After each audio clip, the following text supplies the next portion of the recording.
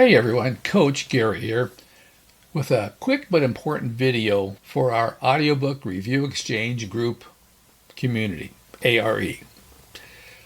When many of us first thought about doing an audiobook, we heard that Audible was the big player in that world, and they are.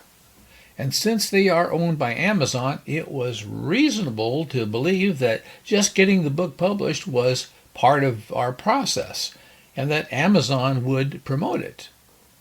Well, we learned later that Amazon takes 60% of the revenue for which they allow us to place our books on their amazing platform, but that's almost all they do for us indie authors and narrators. They do make review promo codes available, though. We learned that getting reviews is critical to the sales process and that we're supposed to put our review codes into the hands of people who, we hope, will listen to the book and write a review. Turns out that there are restrictions on what we are allowed to do. ACX does not like us to ask people who know us to write reviews and listen to the books. They don't want us to ask people like friends and neighbors and classmates and church members and people in charity organizations and volunteer organizations and youth sports leagues, you name it, that kind of thing. And to complicate matters, the fact that someone got the book for free further agitates things. Audible doesn't apparently like that either. They want reviews from people who have bought the book, preferably with cash, I'm sure. Well, please explain to me why we have all of these promo codes to give away for reviews that will not remain posted. Yikes. Also complicating things is that most people, no matter how well-intentioned they are just too busy to sit down and write a short book review. But maybe there's a blessing in all of this.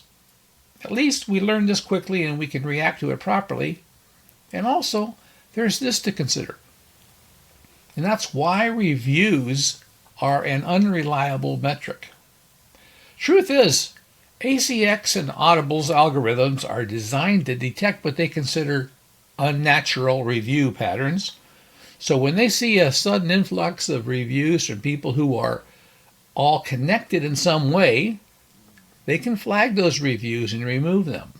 It's a frustrating and unreliable system to build a community around this.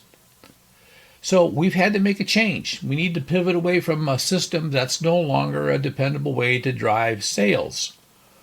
The old idea of you listen to my book and write a review and I'll listen to your book and write a review, that no longer makes sense. Can't do that. So we did have to make a change.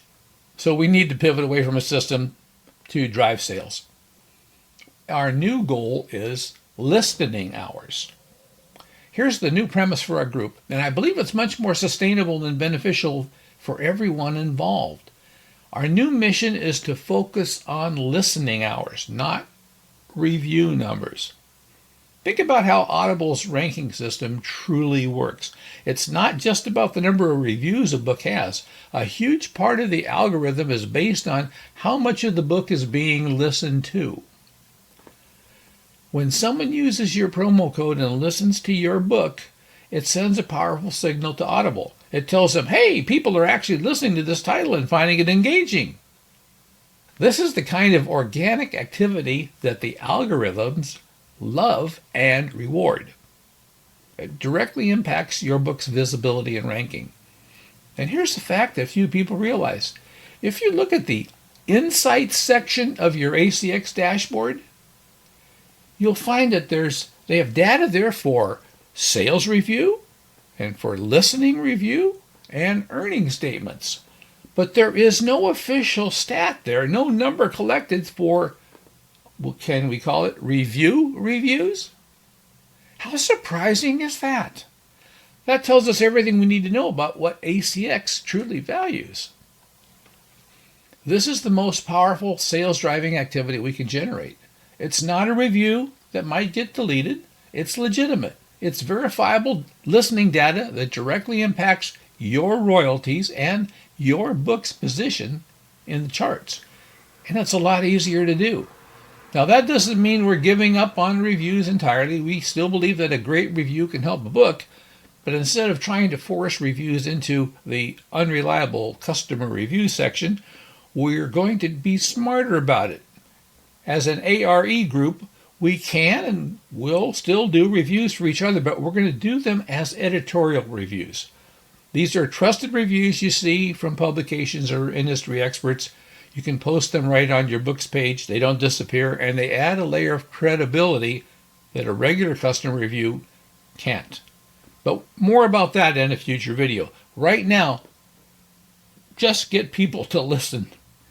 So from now on, our group's primary goal will be to get our promo codes into the hands of people who will listen to our books. Whether they leave a customer review is a bonus, but it's no longer the main objective. This change means a more reliable, effective, and less frustrating experience for everyone, authors and narrators alike. We're moving from a system of chasing an unreliable metric to building a solid foundation of real listener engagement.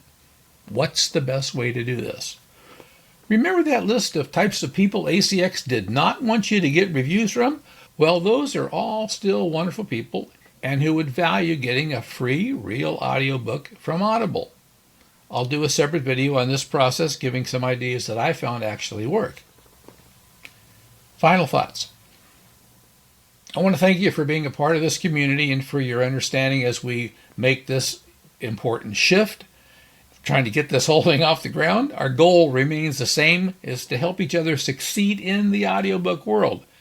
We're just going to do it in a smarter, simpler, more effective way. If you have any questions, please send email to me at reviewexchangegroup@gmail.com. And if you're new and this sounds like a community that you might like to be a part of, check it out. I'm Coach Gary. Thanks for stopping by.